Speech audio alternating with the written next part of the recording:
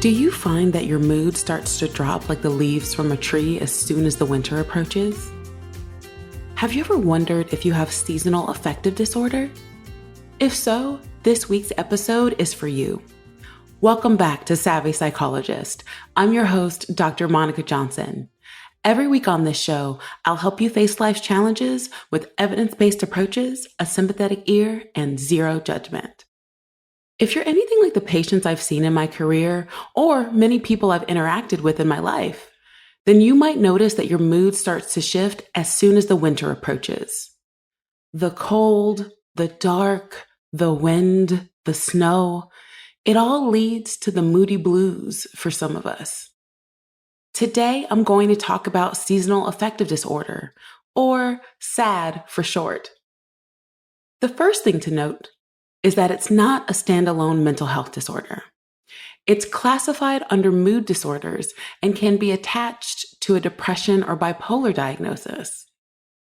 Those with a SAD pattern typically present with symptoms consistent with some form of depression and will notice a seasonal pattern to their mood disorder.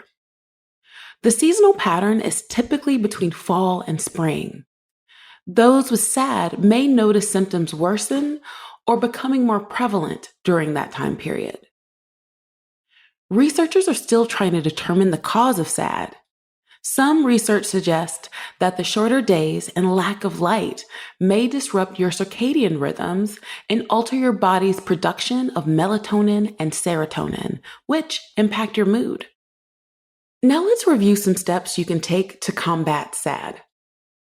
Number 1, establish a healthy sleep schedule. SAD can affect sleep patterns. However, if you regularly maintain the same sleep routine, it will allow you to adjust better to the seasonal changes. Create a bedtime and wake time for yourself and stick to it with as little variation from that schedule as possible. Number 2, exercise regularly. I hate to say it because I have a love-hate relationship with exercise, but it does help with a lot of things. It's important to maintain a regular exercise schedule. It's also suggested to get a few outdoor workouts under your belt to increase your exposure to sunshine. Just make sure to bundle up appropriately. As a person who lived in Minnesota for a time, I can tell you that proper clothing can make just about any temperature tolerable. Number 3, get some sun. I alluded to this a minute ago, but get some sunshine. You need vitamin D to combat the effects of SAD, and nothing is better than those natural rays. Go for walks outside, leave your blinds open, or create a nice cozy place where you can read a book and get some sun. Alternatively, if there was ever an excuse to fly to a beach during winter, this is it. Number 4, eat well. Winter encourages us to eat comfort foods, and you should allow yourself to have some of that during the season. However, be mindful of your diet and make sure that it is balanced with the nutrients you need. There is some research that suggests that omega-3 fatty acids may reduce depression symptoms. Consequently, you might want to try and make fish one of your primary sources of protein. Number 5, increase vitamin D intake. You may be starting to notice a pattern and some overlap here, but vitamin D is your best friend with SAD. You can speak with your doctor and make sure that your vitamin D levels are adequate. If they are on the low side, they can recommend supplements. The best way to improve your intake, though, is through your diet. You can get vitamin D from foods like fish, red meat, and eggs. Or if you're vegetarian or vegan, some mushrooms like shiitake and portobello have good vitamin D levels. Number 6, try a dawn simulator or light therapy. A dawn simulator is an alarm clock that simulates the rising of the sun by slowly increasing its brightness to wake you.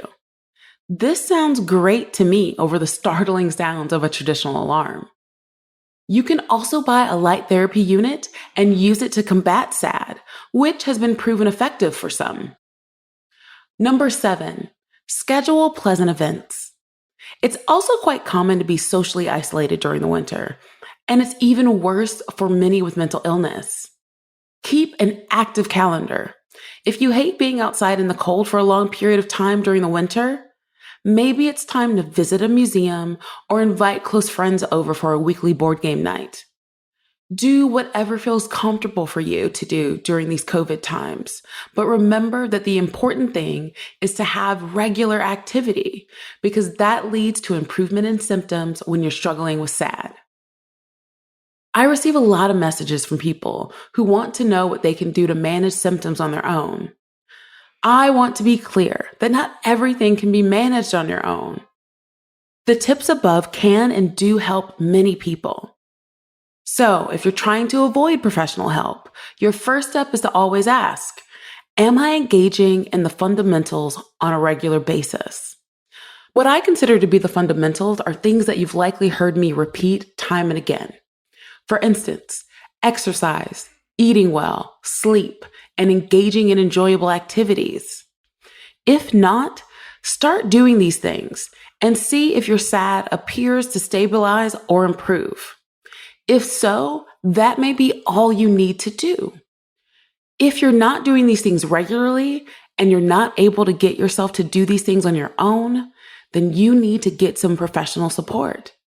CBT and mental health meds like SSRIs have been found to be effective for SAD as well.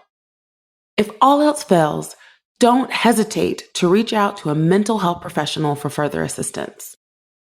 My Christmas wish is that none of you are sad this holiday season. I'm sending you all the well wishes. What kind of positive vibes do you want to put out into the universe? Let me know in the comments on Instagram at KindMindPsych, via my email at psychologist@quickanddirtytips.com, or leave a voicemail at 929-256-2191. The Savvy Psychologist is a Quick and Dirty Tips podcast. It's audio engineered by Steve Rickyberg with script editing by Adam Cecil.